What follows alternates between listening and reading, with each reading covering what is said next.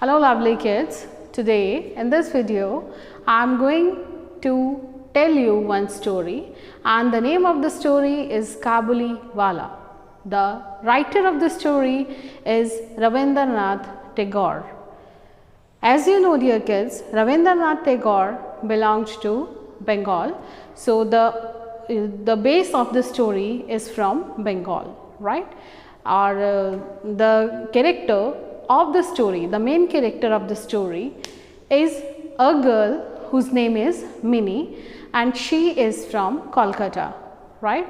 So the story earlier, this Kolkata was earlier named as Calcutta, right?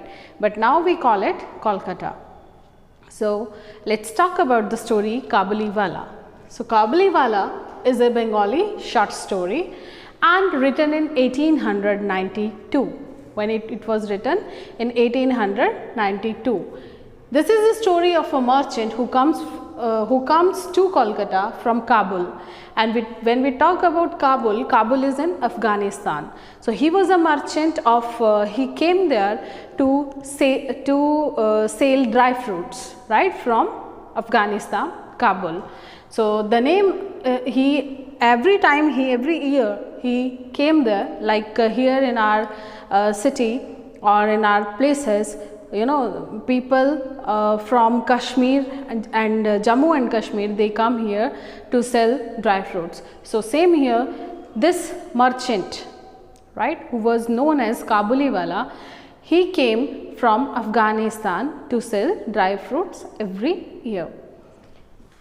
He becomes the friend of a 5-year young girl, and the name of that young girl was Minnie, right? So that Kabuliwala I am talking to, that Kabuliwala, he becomes friend of a 5-year girl whose name was Minnie, because she reminds his daughter who lives in Kabul, Afghanistan. Means that girl, 5-year girl Minnie, she reminds him his Kabuliwala's daughter who was living in Afghanistan, Kabul, right?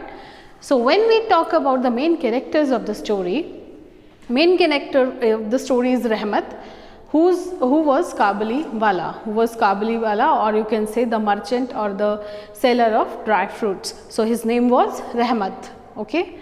You can say Kabuliwala also.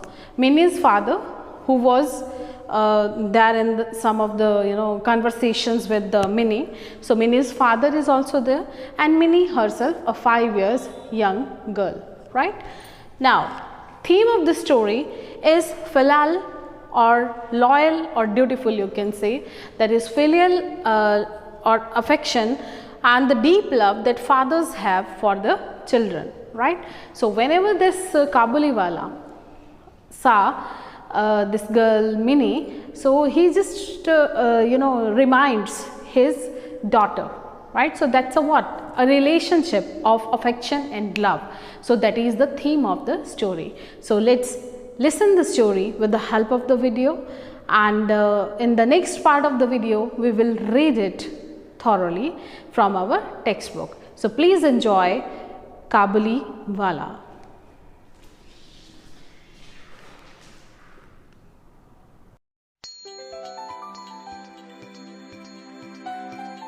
The narrator's 5-year-old daughter, Minnie, was a very talkative girl. She would walk into her father's room and ask him questions. By the time he had answered her questions, another set of questions were thrown over on him. The narrator would often ask her to go and play with Bhula.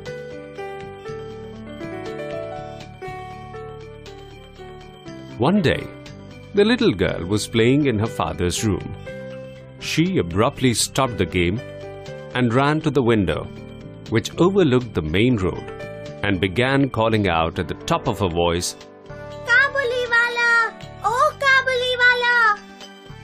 A tall, shabbily clothed Afghan street vendor, with a turban on his head, a bag over his shoulder, was passing through the street slowly.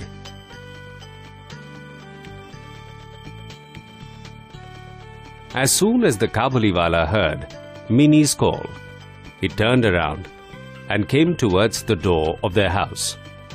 Minnie was scared of him She believed that he had 2 or 3 children like her in his bags. The narrator called Minnie and purchased some dry fruits from him. He did not want Minnie to be scared of the Kabuliwala. Very soon, Minnie was not scared of the Kabuliwala. The Kabuliwala came to the door of their house, and Minnie found a good listener.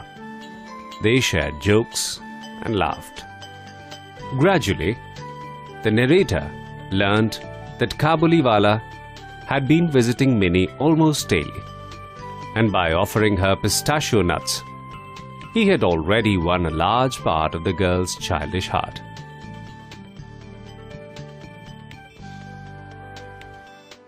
The two friends had a few stock phrases and jokes which were repeated in their conversations. The moment she saw Kabuliwala, Minnie would ask with a hearty laugh, Kabuliwala? Oh, Kabuliwala, what is there in your bag? and he would reply in a nasal tone, Hathi! It meant he had an elephant in his bag. Kabuliwala would often tell the girl in his thick accent, Missy, you should never go to the in-laws. Minnie was too little to understand its connotation. But to keep quiet and not respond to a statement was contrary to Minnie's nature. She would ask him, Will you go to your in-laws? Kabuliwala would say, I'll thrash my in-laws. And thinking of the unknown creature called father-in-law, Minnie would explode into laughter. Minnie's father, who was an author, loved traveling, and he used to mitigate his desire for traveling a little by talking to Kabuliwala. Kabuliwala told stories of his homeland in his broken Bengali. Minnie's mother was very apprehensive of her association with Kabuliwala and had fears that he might kidnap their daughter one day. Every year in January or February, the Kabuliwala would go back to his home to visit his family. During this period, he was unusually busy collecting dues from his clients.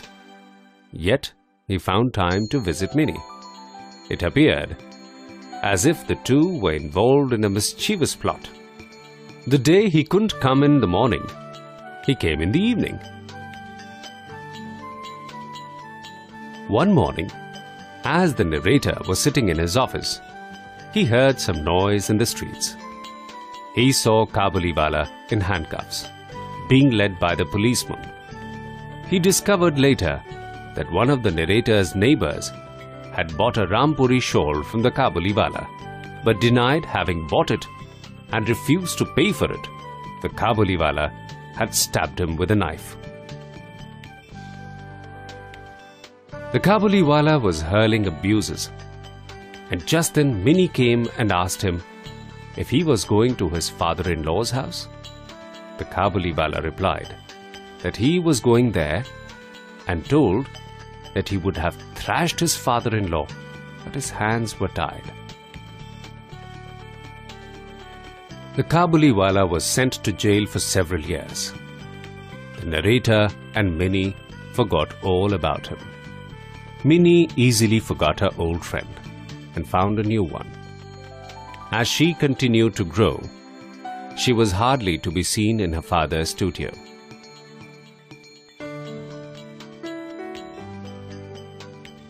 Several years later, it was autumn again. Minnie was going to be married. The preparations were being made. The house was being decorated, and the narrator was going through the wedding accounts in his study. Suddenly, the Kabuliwala appeared from nowhere. He walked into the room and greeted the narrator. Initially, the narrator could not recognize him because he had changed during those years in jail. But gradually, narrator realized that it was the same old Kabuliwala, Minnie's friend. He told the narrator that he had been released from the jail the previous evening. The narrator was apprehensive and was not happy with the presence of a murderer in his house on the auspicious occasion.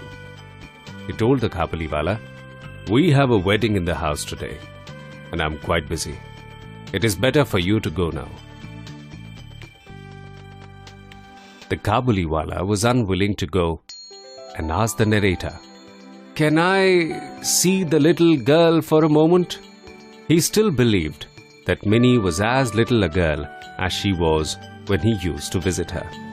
But the narrator told him that it was not possible for him to see her today. He stood hurt and stood stupefied for a long time and walked out of the room. The narrator felt like calling him back, but he turned and said, "I bought these grapes and raisins for the little girl. Hope you don't mind giving it to her." The narrator took the fruits from him and tried to pay for them, but the Kabuliwala refused to accept any payment and said, "You are a generous man, sir, and I'll never forget your kindness. Please don't pay me for these fruits. I too have a daughter back home. It is remembering her face that I bring these gifts for your child. I don't come here for business." Kabuliwala took out an old crammy piece of paper and showed it to the narrator. It had a print of a tiny hand. It was the memory of his daughter that he always carried. The narrator was moved to tears looking at that piece of paper. The narrator realized that behind the murderer was a loving father just like him. This print of paper reminded him about his daughter, Minnie, who was going to part from him. He immediately sent for Minnie. Minnie came, but Kabuliwala was confused. She was not the same girl he knew. She was a grown-up girl, dressed as a bride. Kabuliwala smiled and asked her, "Are you going to the in-laws' house?" By now, Minnie understood what in-laws meant. She blushed and kept quiet. By now, the Kabuliwala was overwhelmed with grief. As he sat down, he realized that his own daughter must have grown up as well. The narrator was moved at the plight of Kabuliwala. He gave some to him and said, "You go back to your daughter in Afghanistan. May the happiness of your union bring blessings for my Minnie." The narrator had cut out a few items of the festivities, but he was happy.